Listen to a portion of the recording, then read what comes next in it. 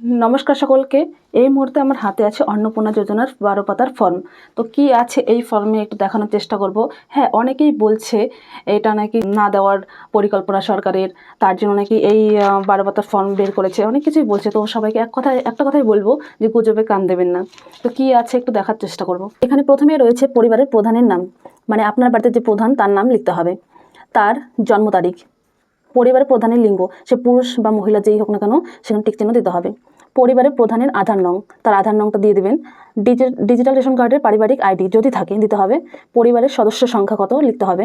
ঠিকানা, তার পুরো ঠিকানাটা এখানে লিখতে হবে। যোগাযোগ নম্বর, পরিবারের যে প্রধান তার ফোন নম্বর এবং তার সাথে আধার নাম্বার যুক্ত থাকতে হবে।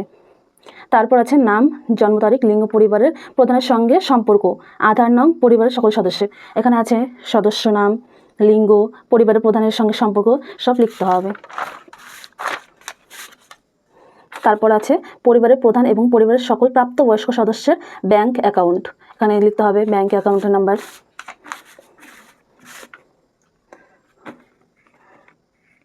এপিক এবং সকল প্রাপ্তবয়স্ক ভোটার তালিকার অংশ নম্বর লিখতে হবে। তারপরে বিভাগ, আপনি কোন জাতি সেটা লিখতে হবে।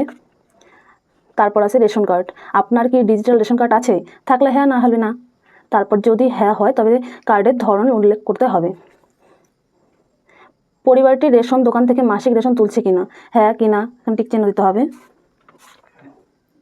তারপর সম্পদ, বাড়ির ধরন, আপনার বাড়িতে কি 3 বা তার বেশি পাকা ঘর রয়েছে, হ্যাঁ কি না এখানে টিক চিহ্ন দিতে হবে। পারিবারিক জমির মালিকানা, এখানে হ্যাঁ বা না দিতে হবে। পরিবারের সকল সদস্যের মোট জমির পরিমাণ দিতে হবে।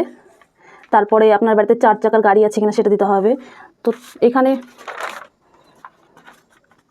তেমন কিছুই নেই যেটা আমার দিতে অসুবিধা হবে। তো আশা করছি সবাই ফর্ম ফিল আপ করবেন এবং আর্থিক যে অনুদান আছে সেটা উপভোগ করবেন।